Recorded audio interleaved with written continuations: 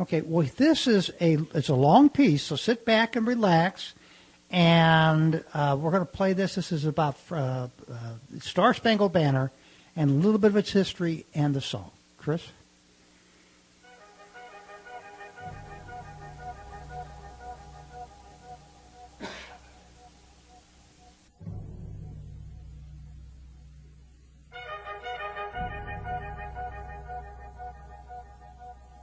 There was a lawyer once. His name was Francis Scott Key. He penned a song that I'm sure you're aware of. You've seen it. It's in most hymnals throughout our churches. It's called the national anthem. It is our song as an American. We go, however, to a ball game. We stand in our church services and we sing the words of that song, and they float over our minds and our lips, and we don't even realize what we're singing. Most of us have memorized it as a child, but we've never really thought about what it means. Let me tell you a story. Francis Scott Key was a lawyer in Baltimore. The colonies were engaged in vicious conflict with the mother country, Britain. Because of this conflict and the protractedness of it, they had accumulated prisoners on both sides. The American colonies had prisoners and the British had prisoners. And the American government initiated a move. They went to the British and they said, let us negotiate for the release of these prisoners. They said, we want to send a man out to discuss this with you. They were holding the American prisoners in boats about 1,000 yards offshore. And they said, we want to send a man by the name of Francis Scott Key. He will come out and negotiate to see if we can make a mutual exchange. On the appointed day in a rowboat, he went out to this boat and he negotiated with the British officials. And they reached a conclusion that men could be exchanged on a one-for-one basis. Francis Scott Key, jubilant with the fact that he'd been successful, went down below in the boats, and what he found was a cargo hold full of humanity, men. And he said, men, I've got news for you tonight. You're free. He said, tonight I have negotiated successfully your return to the colonies. He said, you'll be taken out of this boat, out of this filth, out of your chains. As he went back up on board to arrange for their passage to the shore, the admiral came and he said, we have a slight problem. He said, we will still honor our commitment to release these men, but it'll be merely academic after tonight. It won't matter. And Francis Scott Key said, what do you mean? He said, well, Mr. Key, he said, tonight we have laid an ultimatum upon the colonies.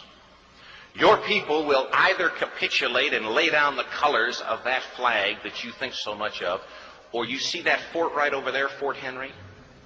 He said, we're going to remove it from the face of the earth. He said, how are you going to do that? He said, if you will, scan the horizon of the sea. And as he looked, he could see hundreds of little dots. And he said, that's the entire British war fleet. He said, all of the gunpowder, all of the armament is being called upon to demolish that fort. It will be here within striking distance in a matter of about 2.5 hours. He said, the war's over. These men would be free anyway. He said, you can't shell that fort. He said, that's a large fort. He said, it's full of women and children. He says, it's predominantly not a military fort. He said, don't worry about it. They said, we've left them a way out. And he said, what's that? He said, do you see that flag way up on the rampart? He said, we have told them that if they will lower that flag, the shelling will stop immediately. And we'll know that they've surrendered, and you'll now be under British rule. Francis Scott Key went down below and told the men what was about to happen. And they said, how many ships? He said, hundreds. The ships got closer. Francis Scott Key went back up on top and he said, men, I'll shout down to you what's going on as we watch. As twilight began to fall, and as the haze hung over the ocean as it does at sunset, suddenly the British war fleet unleashed. He says the sound was deafening. There were so many guns that there were no reliefs. He said it was absolutely impossible to talk or hear. He said suddenly the sky, although dark, was suddenly lit. And he says from down below, all he could hear the men, the prisoners, saying was, tell us where the flag is. What have they done with the flag? Is the flag still flying over the rampart? Tell us. 1 hour, 2 hours, 3 hours into the shelling. Every time the bomb would explode and it would be close to the flag, they could see the flag in the illuminated red glare of that bomb, and Francis Scott Key would report down to the men below, it's still up. It's not down. The admiral came and he said, your people are insane. He said, what's the matter with them? He said, don't they understand this is an impossible situation? Francis Scott Key said he remembered what George Washington had said. He said the thing that sets the American Christian apart from all other people in the world is he will die on his feet before he'll live on his knees. The admiral said, we have now instructed all of the guns to focus the rampart to take that flag down. He said, we don't understand something. Our reconnaissance tells us that that flag has been hit directly again and again and again, and yet it's still flying. We don't understand that. But he said, now we're about to bring every gun for the next 3 hours to bear on that point. Francis Scott Key said the barrage was unmerciful. All that he could hear was the men down below praying. The prayer. God, keep that flag flying where we last saw it. Sunrise came. He said there was a heavy mist hanging over the land, but the rampart was tall enough. There stood the flag, completely nondescript, in shreds. The flagpole itself was at a crazy angle, but the flag was still at the top. Francis Scott Key went aboard and immediately went into Fort Henry to see what had happened. And what he'd found had happened was that that flagpole and that flag had suffered repetitious direct hits. And when it had fallen, but men, fathers, who knew what it meant for that flag to be on the ground, although knowing that all of the British guns were trained on it, walked over and held it up humanly until they died. Their bodies were removed and others took their place. Francis Scott Key said what held that flagpole in place at that unusual angle were patriots' bodies.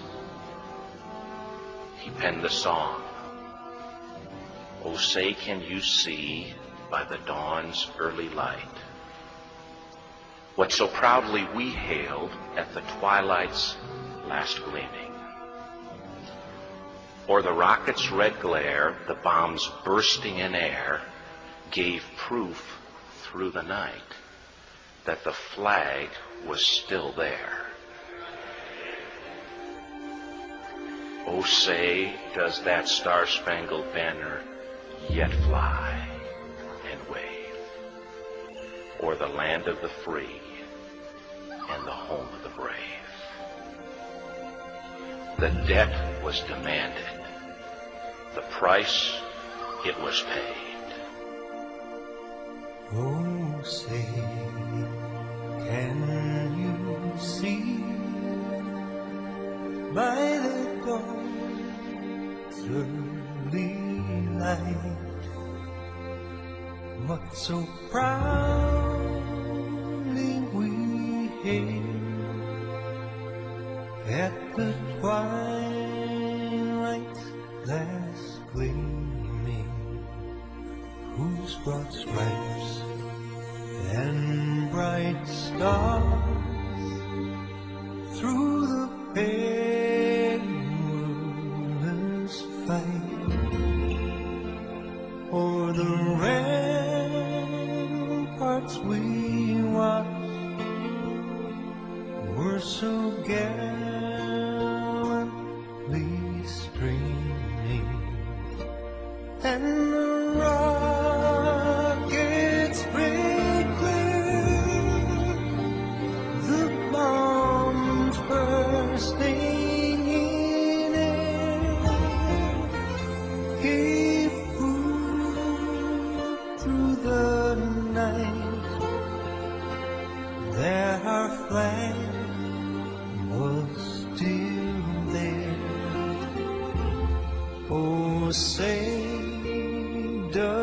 that Star Spangled Banner yet wave o'er the land of the free and the home of the brave? Oh, say does that Star Spangled Banner yet wave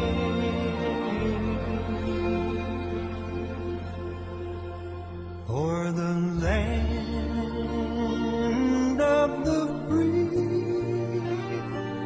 and the home of the